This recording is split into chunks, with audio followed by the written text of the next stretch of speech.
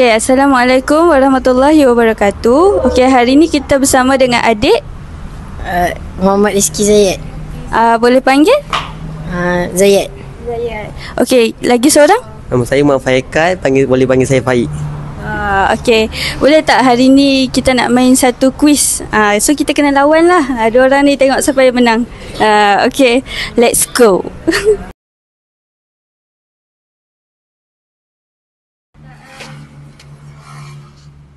Meja dalam bahasa Arab. Mula dengan huruf mim.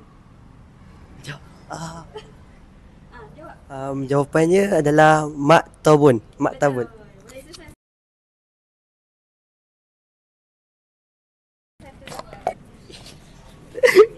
Okey. Seterusnya, kerusi dalam bahasa Arab. Kursiun. Alamak.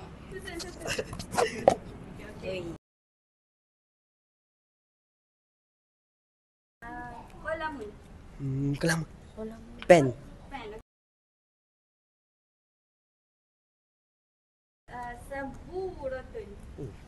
Soburotun. Tahu ni.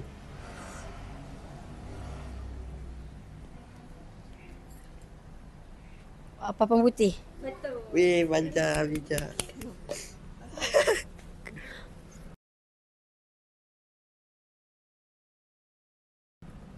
Jawalun. Jawalun. Jawab. Telefon. Betul. Wih, gila.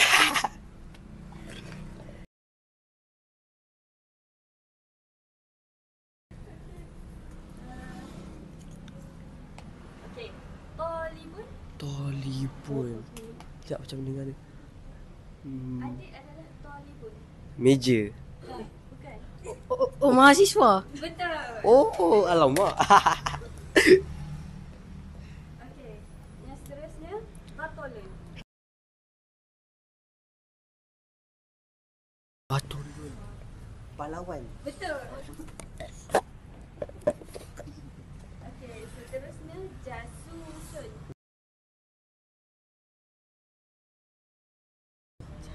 Jasusun. Susu. Spek mata. Melihat. Oh, mata-mata. Betul. Oh, mata-mata. Alah, terus. Nampak dah ni. Okey. Pusat ni. Satu lagi. Tobahun. Tabahun. Tabahun jap. Tukang masak. Ini perbuatan. Arosmu. Melukis. Melukis. Betul. Ya, betul lah. Yeay. Gigi.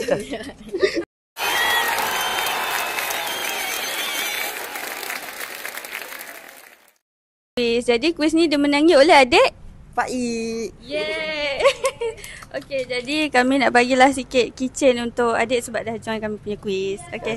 Sama. Nanti jangan lupa follow tau Al-Mutahidah. InsyaAllah. Okey, bye. Assalamualaikum.